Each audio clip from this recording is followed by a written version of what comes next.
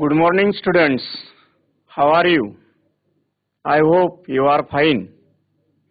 Today we are going to learn the most important literary devices, that is figures of speech. We know that figures of speech adds the beauty of language. So, in our syllabus, there is an important topic about appreciation. In our poet activity regarding appreciation, and in appreciation there is the one of the point is figures of speech.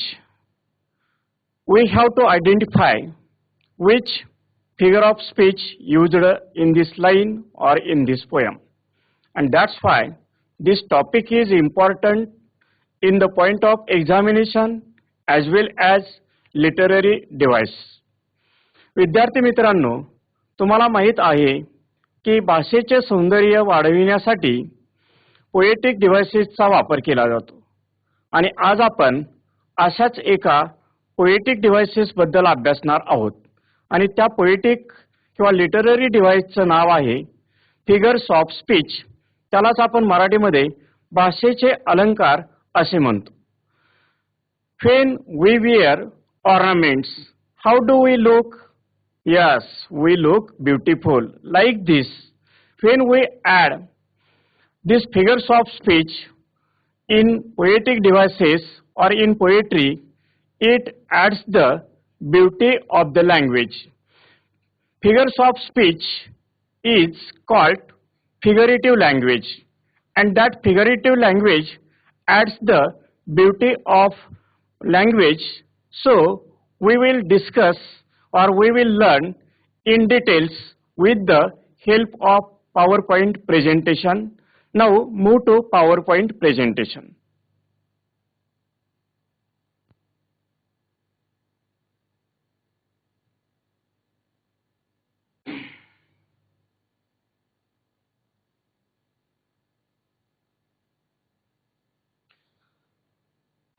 Good morning, students. Now see the PowerPoint of poetic devices, that is literary devices, figures of speech. I am Mr. Danaji Raut from Solaki High School, Barsi. The name of the topic is poetic devices and the subtopic is figures of speech. After learning figures of speech, you are able to identify figures of speech from the poem or from the line. Before learning about figures of speech, I would like to introduce the figures of speech with the help of this definition. You know that there are many ways to make your language creative and interesting. One of the most effective ways to do is to use figurative language. In this article, you will be introduced to what are the figures of speech, their meanings and definition, and different types of figures of speech and how to use them effectively in sentences with examples. विद्यार्थी मित्रांनो, figures of speech is a figurative language that is used to convey the message or idea much quicker, effective and vividly. From this definition, we come to know that figures of speech means figurative language, and that language is used to convey the message or idea much quicker, effective and vividly. Figurative language adds the beauty of language. That's why this topic is most important. विद्यार्थी मित्रांनो, आज आपण या PowerPoint प्रेझेंटेशनच्या सहाय्याने सुरुवातीलाच आपण पाहिलं की what is meant by figures of speech, आणि यावरून एक गोष्ट तुमच्या लक्षात आलेली असेल की भाषेचे जर सौंदर्य आपल्याला वाढवायचे असेल तर त्यासाठी फिगर्स ऑफ स्पीच ही एक महत्वाची भूमिका पार पाडते. जेव्हा आपण एखादा अलंकार परिधान करतो तेव्हा आपण कसे दिसतो? सुंदर. त्याच पद्धतीने फिगर्स ऑफ स्पीच याचा मराठीमध्ये अर्थ आहे भाषेचे अलंकार. जेव्हा आपण भाषेमध्ये अशा प्रकारचे अलंकार वापरतो तेव्हा भाषेचे सौंदर्य खुलते किंवा भाषा ही आपल्याला सौंदर्य किंवा परिपूर्ण आहे असे दिसते. Now let's get started. What are the types of figures of speech and their definitions and their examples. Move to the next slide. Types of figures of speech. आज आपण फिगर्स ऑफ स्पीचचे जे प्रकार आहेत त्याच्याबद्दल आपण अभ्यासणार आहोत. त्यातला पहिला जर प्रकार तुम्ही पाहिला तर तो आहे simile. What is meant by simile in Marathi?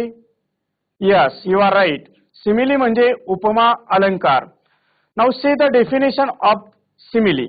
A simile is a comparison between two unlike means different things using the words like or as or so. A simile is a figure of speech that is mainly used to compare two or more things that possesses a similar quality. It uses words such as like, so and as to make the comparison. विद्यार्थी मित्रांनो, या प्रकारामध्ये आपण अभ्यासणार आहोत की simile म्हणजे काय? उपमा अलंकार. जेव्हा दोन भिन्न गोष्टींमध्ये एकाच गुणाच्या बाबतीमध्ये तुलना केली जाते तेव्हा या अलंकाराचा वापर केला जातो. आणि हा अलंकार वापरताना आपल्याला लाईक, ॲज आणि सो या शब्दांचा वापर केला जातो. उदाहरणांच्या सहाय्याने आपण सिमिली अलंकाराबद्दल अधिक माहिती जाणून घेऊया. त्यासाठी काही उदाहरणे पहा. Our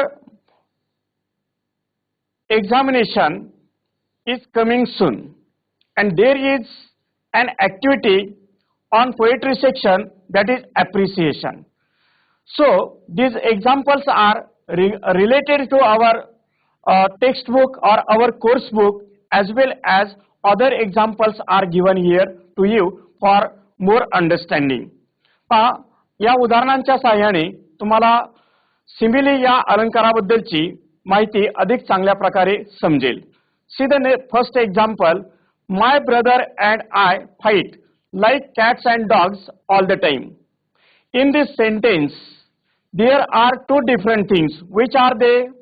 my brother and I. These two things are compared regarding their behavior or their habits.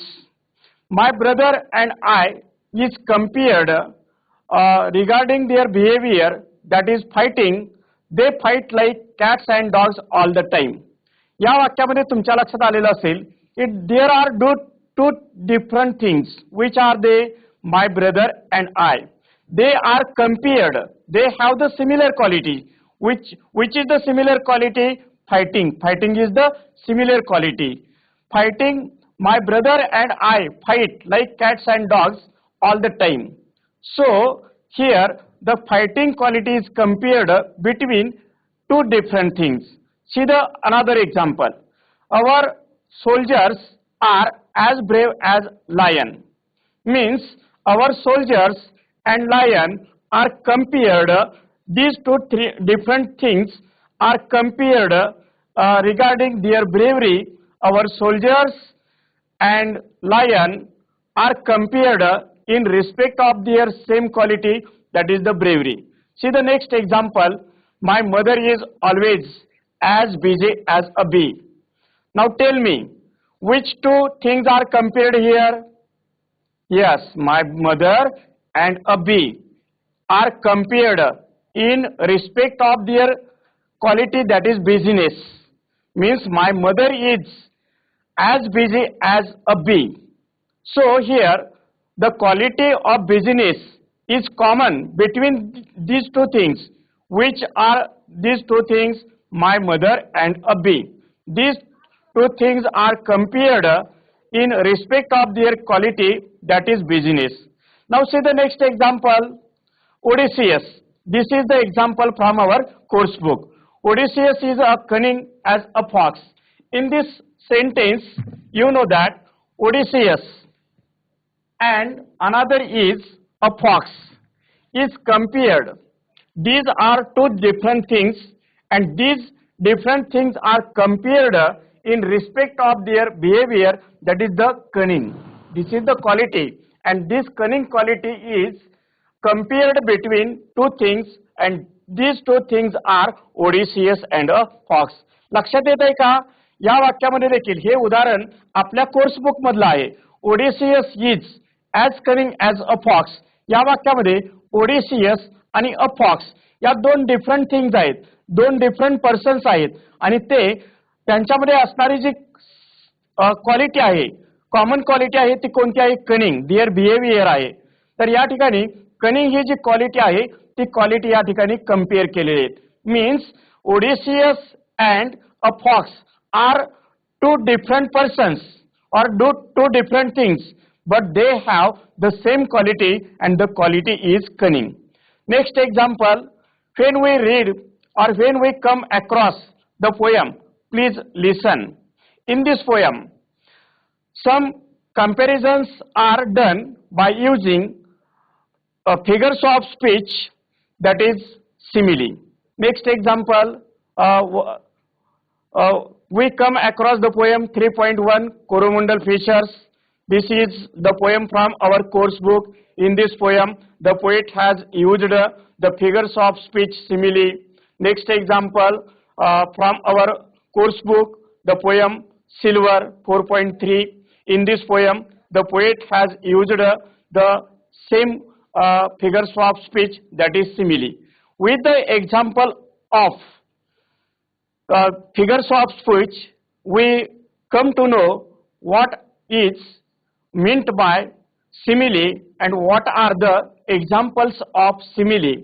विद्यार्थी मित्रांनो, या उदाहरणावरून एक गोष्ट तुमच्या लक्षात आलेली असेल की या उदाहरणांच्या सहाय्याने आपल्या लक्षात येईल की सिमिली हा अलंकार वापरताना या उदाहरणांमध्ये किंवा जेवढी उदाहरणे आपण अभ्यासलेली आहेत त्या उदाहरणामध्ये तुमच्या लक्षात येईल. पहिल्या उदाहरणामध्ये पण लाईक हा शब्द कंपॅरिझन दाखवण्यासाठी वापरलेला आहे. दुसऱ्या वाक्यामध्ये our soldiers are as brave as lion. इथे देखील ॲज ॲज हे दोन जे शब्द आहेत ते दोन शब्द तुलना करण्यासाठी वापरलेले आहेत. म्हणजे तुमच्या लक्षात आलेले असेल की जेव्हा सिमिली अलंकार कवितेमध्ये किंवा वाक्यामध्ये वापरला जातो तेव्हा त्याच्यामध्ये लाईक, ॲज, सो अशा प्रकारच्या शब्दांचा वापर केला जातो, आणि त्यावरून आपल्याला सिमिली अलंकार त्या वाक्यामध्ये किंवा त्या ओळीमध्ये वापरलेला आहे हे शोधणे सहज सोपे जाईल. यासाठी एकच ट्रिक तुम्ही लक्षात ठेवायची आहे. तुलना करण्यासाठी जर त्या ओळीमध्ये त्या वाक्यामध्ये ॲज, सो आणि लाईक अशा प्रकारचे शब्द वापरून जर तुलना केलेली असेल तर त्या वाक्यामध्ये सिमिली हा अलंकार वापरलेला आहे हे आपण इथं लक्षात घ्यायचे आहे. मला वाटतंय की हा अलंकार तुम्हाला आता व्यवस्थितपणे समजलेला आहे. Now next type of figures of speech, that is metaphor. Metaphor याला आपण मराठीमध्ये रूपक अलंकार म्हणतो. Both the figures of speech are used to make comparison between two different things, but there is a slight difference between metaphor and simile. म्हणून या ठिकाणी मी simile अलंकार झाला की त्यानंतर तुम्हाला शिकवण्यासाठी मेटाफर हा अलंकार घेतलेला आहे, कारण सिमिली आणि मेटाफर या अलंकारामध्ये एक थोडासा फरक आहे. तो थोडासा फरक जर तुम्हाला समजला तर मेटाफर अलंकार त्या ओळीमध्ये वापरलेला आहे ते तुम्हाला ओळखता येणे सोपे होईल. त्यासाठी सिमिली आणि मेटाफर या दोन अलंकारांची जर आपण तुलना लक्षात घेतली तर त्यातला स्लाइट डिफरन्स जो आहे तो तुमच्या लक्षात येईल. Now see the definition. According to the Oxford learner's dictionary, a metaphor is defined as a word or a phrase used to describe somebody or something else in a way that is different from its normal use in order to show that the two things have the same qualities and to make the description more powerful. पहा, सिमिलीमध्ये आपण काय पाहिलं होतं तर दोन भिन्न वस्तूंची किंवा व्यक्तींची तुलना करण्यासाठी सिमिली अलंकाराचा वापर केला जातो. पण त्या सिमिली अलंकारामध्ये ॲज, सो, आणि लाईक हे शब्द वापरले जातात. मेटाफर पण त्याच्याच सारखे आहे, फक्त सिमिली अलंकारामध्ये जी तुलना आहे ती डायरेक्टली केली जाते आणि मेटाफर मध्ये जी तुलना आहे ती इनडायरेक्टली केली जाते. हा फरक एक आपण लक्षात घ्यायचा आहे.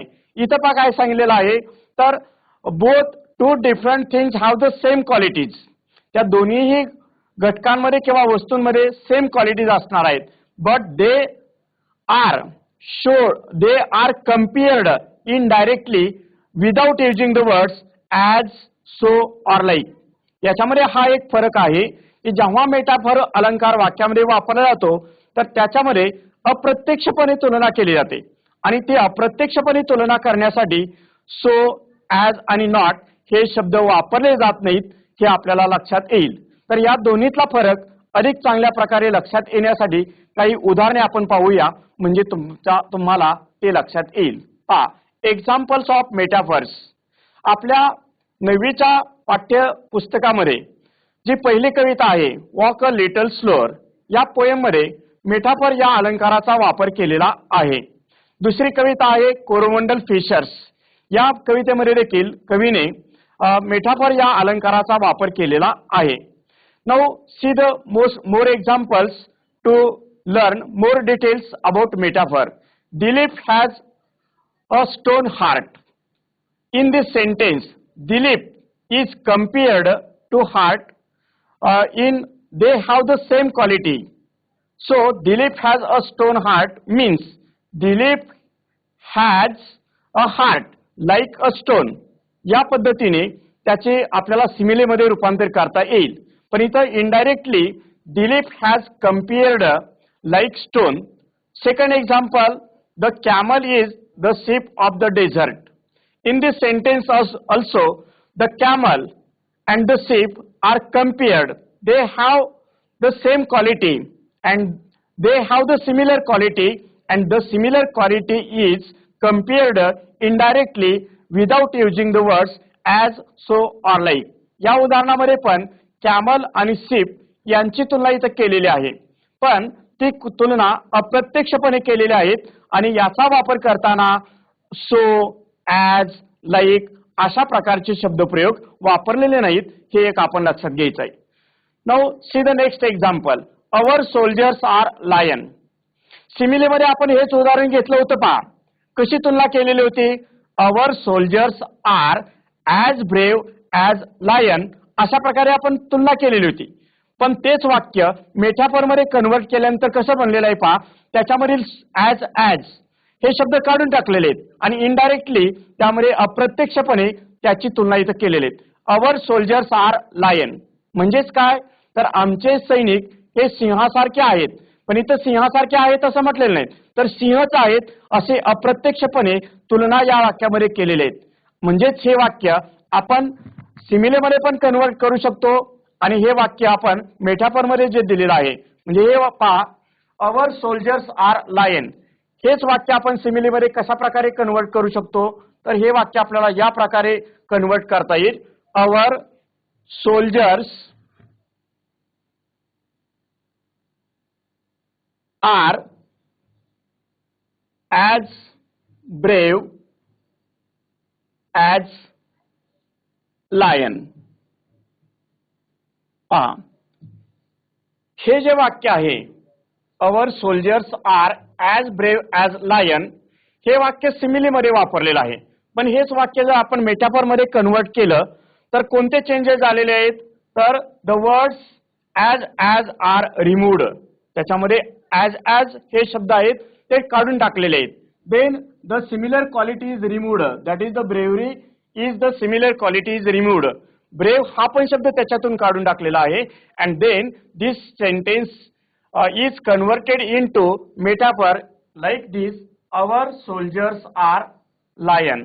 तर अशा प्रकारे आपल्याला एखादं सिमिली अलंकारामधलं जर उदाहरण असेल तर ते आपल्याला मेटाफर मध्ये पण बदलता येतं. त्यासाठी ही ऍक्टिव्हिटी मी तुम्हाला इथं दाखवलेली आहे. I hope you understood the difference between simile and metaphor. For more details, we will see the next slide. What makes a metaphor different from a simile? तर या स्लाइडच्या माध्यमातून आपण मेटाफर आणि सिमिली याच्यामध्ये असणारा जो फरक आहे तो फरक आपण इथं लक्षात घेणार आहोत. See the difference between metaphor and simile. Though metaphors and similes are meant to make comparisons and show resemblance, they differ on some levels. Look at the table below to understand how metaphor differs from a simile. Also take a look at the examples given to know their uses as well. खाली एक table दिलेला आहे आणि त्या टेबलच्या सहाय्याने आपण त्यातला जो फरक आहे तो इथं लक्षात घेऊया. मेटाफर मधला पहिला पॉइंट आहे it is an implied comparison. Implied comparison means suggested but not directly. That is the comparison is suggested but not directly, and in simile it is a direct comparison. That is, two different things are compared directly in simile, and in metaphor two different things are compared indirectly without using the words as, like, so, etc. पहिला मुद्दा तुमच्या लक्षात आलेला आहे. Second पहा, it doesn't use any specific words to make a comparison. Metaphor मध्ये जर आपल्याला कंपॅरिझन करायचे असेल तर त्याच्यामध्ये ॲज, लाईक किंवा सो अशा प्रकारचे शब्द वापरलेले नसतात. But when we use simile the words such as, like, as, so are used to make a comparison. सिमिलीमध्ये मात्र तुलना करण्यासाठी लाईक, ॲज, सो अशा प्रकारचे शब्द वापरले जातात. आणखी मेटाफर मध्ये जर आपण पाहिलं तर it shows that these two things are the same having the similar quality but the specific words are not used to make a comparison. हा एक फरक जर तुम्ही लक्षात ठेवला तर तुम्हाला मेटाफर आणि सिमिली यातला फरक लक्षात येईल. विद्यार्थी मित्रांनो, नीट लक्षात घ्या, मेटाफर आणि सिमिली याच्यामध्ये चूक करू नका, कारण मेटाफर मध्ये पण तुलना असते आणि सिमिलीमध्ये पण तुलना असते. त्यातला पहिला महत्वाचा फरक काय आहे तर सिमिलीमध्ये ॲज, लाईक आणि सो अशा प्रकारचे शब्द कंपॅरिझन करण्यासाठी वापरले जातात, पण मेटाफर मध्ये इनडायरेक्टली कंपॅरिझन केली जाते. Two things are compared indirectly in metaphor. It shows that these two things are the same having the similar quality. तर याच्यामधला हा फरक तुम्ही लक्षात घ्यायचा आहे. खाली दिलेलं उदाहरण पहा, त्या उदाहरणाच्या सहाय्याने तुम्हाला मेटाफर आणि सिमिली यातला जो फरक आहे तो फरक लक्षात येईल. पहा, मेटाफर मधलं पहिलं एक्झाम्पल पहा, अवर सोल्जर्स आर लायन. तेच उदाहरण आपण सिमिलीमध्ये कन्वर्ट करूया. कसं होईल? Our soldiers are as brave as lion. म्हणजे याच्यामध्ये तुमच्या एक गोष्ट लक्षात आलेली असेल की in metaphor the comparison is done indirectly but in simile two different things are compared directly. सिमिलीमध्ये दोन डिफरंट थिंग्स ज्या आहेत त्या डायरेक्टली कंपेअर केलेल्या आहेत, पण मेटाफर मध्ये ज्या दोन डिफरंट थिंग्स आहेत तर त्या इनडायरेक्टली कंपेअर केलेल्या आहेत आणि त्या कंपॅरिझन करताना त्याच्यामध्ये सो, ॲज आणि लाईक हे शब्द वापरलेले नाहीत. तर मला अपेक्षा आहे की तुम्हाला या टेबलच्या सहाय्याने सिमिली आणि मेटाफर यातला फरक लक्षात आलेला असेल. Now move to the next type figures of speech, that is apostrophe. Apostrophe याच्याबद्दल तुम्हाला थोडासा गोंधळ निर्माण झालेला असेल, कारण ॲपॉस्ट्रॉफी हा शब्द तुम्ही अनेक वेळा आपल्या शिक्षकाच्या तोंडातून ऐकलेला आहे. ॲपॉस्ट्रॉफी मार्क द्या, ॲपॉस्ट्रॉफी नंतर यश येतं, अशा प्रकारचे शब्द प्रयोग तुम्ही शाळेमध्ये आपल्या शिक्षकांकडून ऐकलेले आहेत. पण ॲपॉस्ट्रॉफी याचे दोन अर्थ इथं आहेत. ॲपॉस्ट्रॉफी पंक्च्युएशन मार्क म्हणून त्याचा अर्थ वेगळा आहे आणि apostrophe as a figure of speech म्हणून त्याचा अर्थ वेगळा आहे. ॲपॉस्ट्रॉफी मार्क हे पंक्च्युएशन मार्क म्हणून वापरले जाते की आपल्याला माहित आहे, त्याचा अर्थ वेगळा आहे. पण इथं ॲपॉस्ट्रॉफी याचा अर्थ परोक्ष संबोधन अलंकार असा अर्थ आपण इथे घ्यायचा आहे. परोक्ष म्हणजे काय तर ती व्यक्ती उपस्थित नसते, त्याच्या परोक्ष त्याला उद्देशून जे आपण बोललेलं असतं त्याच्यासाठी या फिगर्स ऑफ स्पीचचा वापर केला जातो.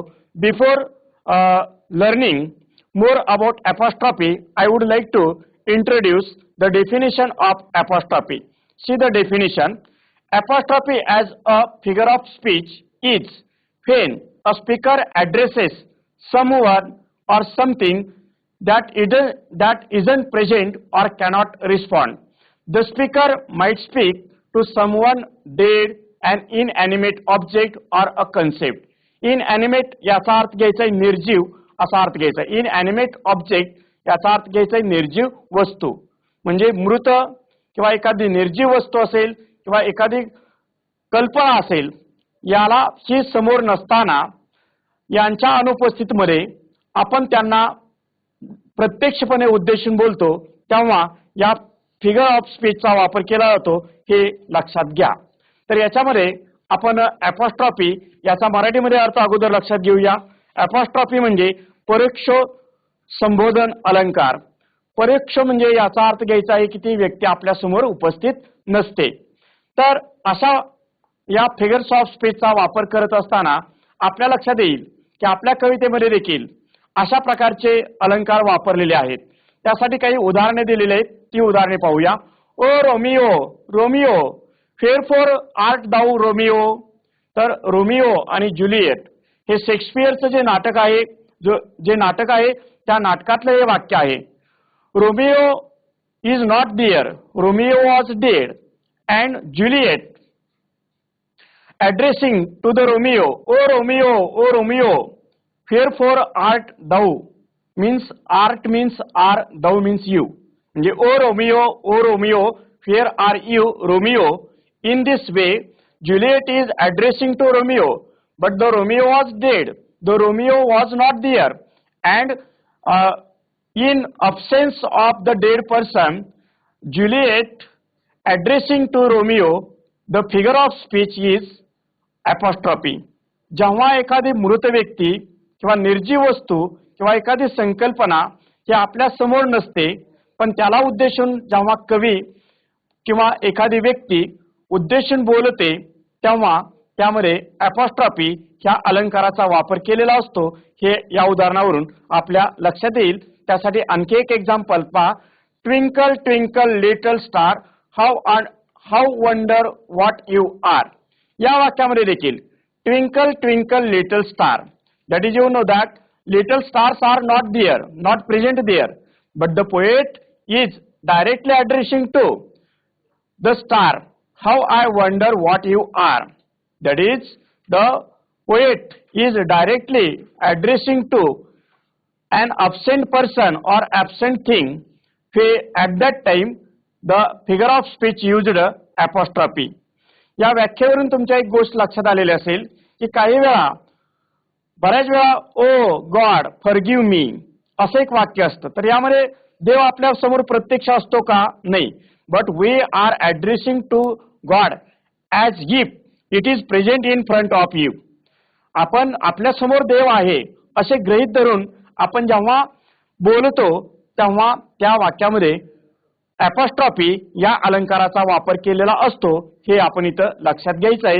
यासाठी ओ अशा प्रकारचे शब्दप्रयोग वापरलेले असतात आणि आपल्या 9वीच्या पाठ्यपुस्तकामध्ये देखील अशा प्रकारची उदाहरणे तुम्हाला सापडतील. त्यासाठी पुन्हा एकदा पाठ्यपुस्तकातील आपल्या कविता वाचा आणि त्या कवितेमध्ये कोणकोणते फिगर्स ऑफ स्पीच यूज केलेले आहेत ते त्या लाईन्स आयडेंटिफाय करा आणि stretch your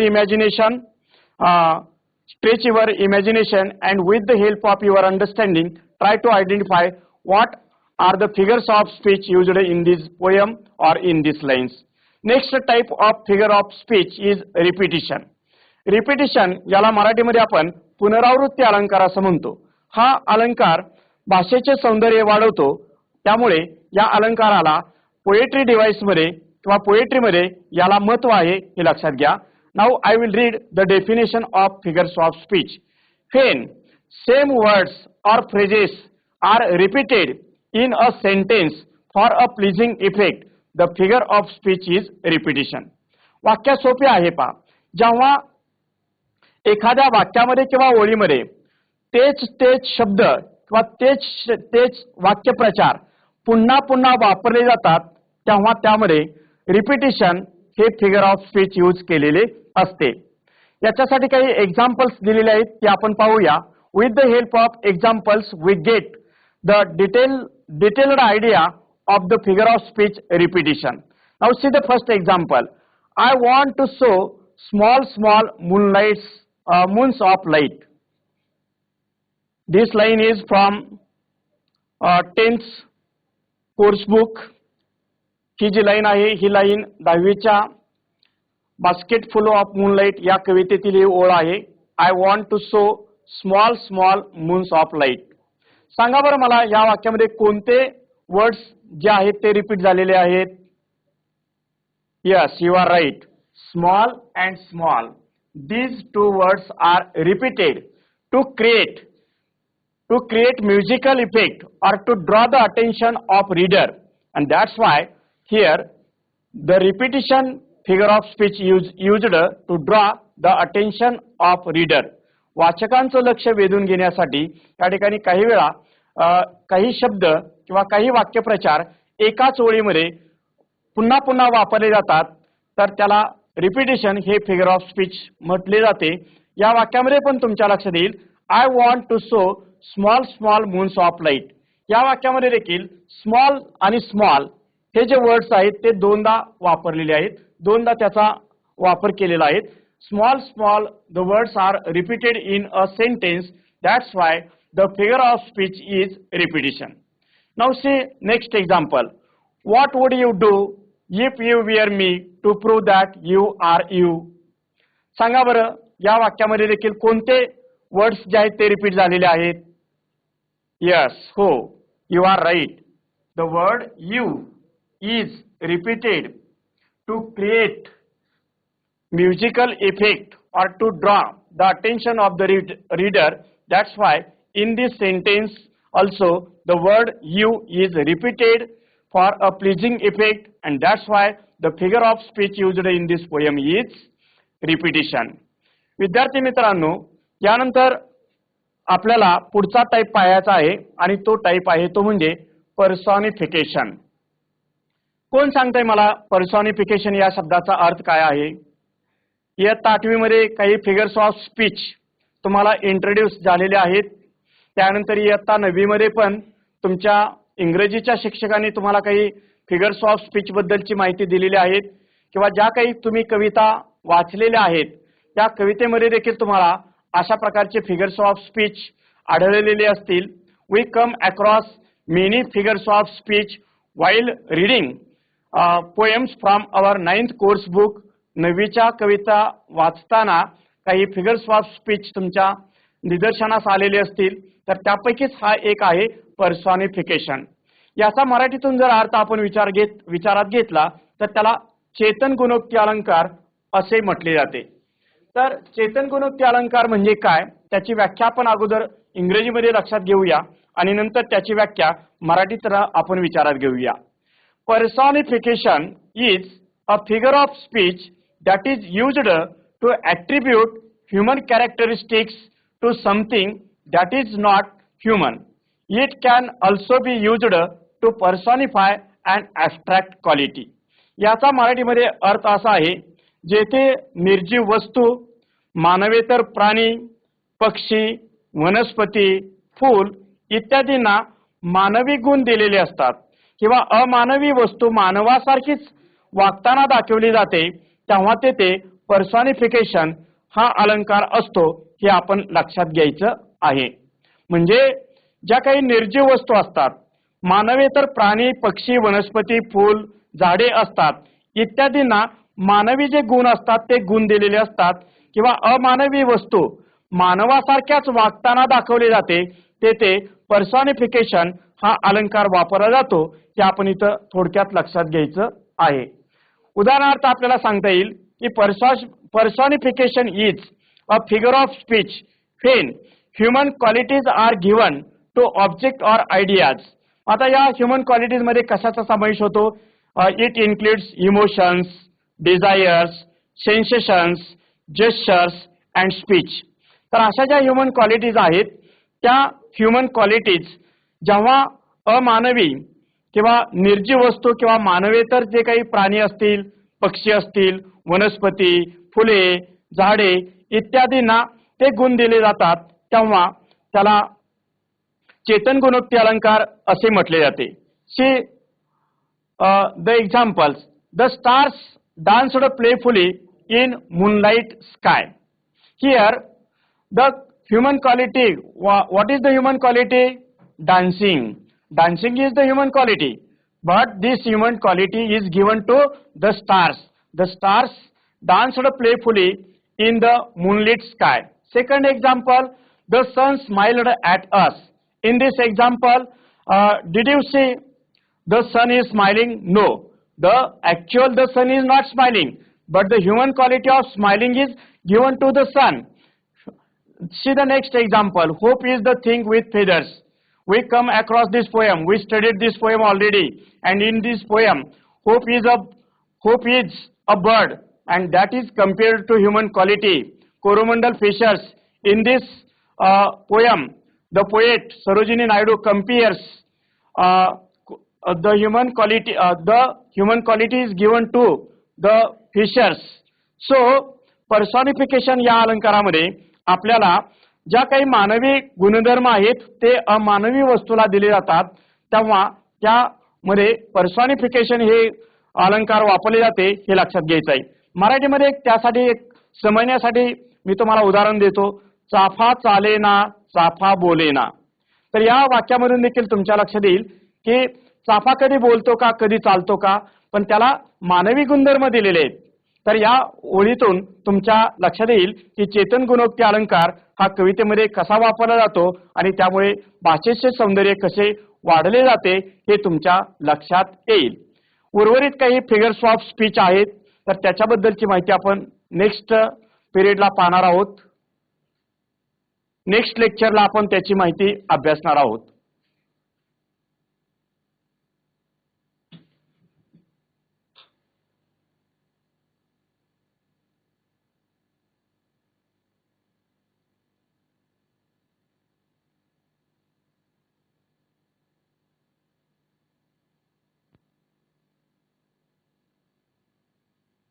Students, we studied about figures of speech, one of the most important device which is used to beautify the language. Remaining figures of speech will be learned for the next lecture. आज आपण figures of speech म्हणजे भाषेचे अलंकार याच्यामध्ये 5 अलंकाराबद्दलची आपण माहिती अभ्यासलेली आहे. Simile, metaphor, apostrophe, पर्सॉनिफिकेशन आणि रिपिटेशन. उर्वरित जे काही अलंकार आहेत त्याचे जे टाइप्स आहेत ते नेक्स्ट लेक्चरला आपण पाहणारच आहोत. मला अपेक्षा आहे की दिलेल्या उदाहरणावरून तुम्हाला अलंकार कोणते त्या वाक्यामध्ये वापरलेले आहेत, त्या ओळीमध्ये वापरलेले आहेत हे लक्षात येईल आणि परीक्षेमध्ये आपल्याला कवितेचे जे ॲप्रिसिएशन आहे त्याच्यामध्ये 1 गुणासाठी हा प्रश्न विचारला जातो की याच्या सहाय्याने तुम्ही त्या कवितेतील एखादं फिगर ऑफ स्पीच ओळखून तुम्हाला लिहायचं आहे.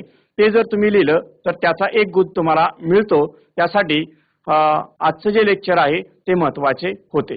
थँक्यू.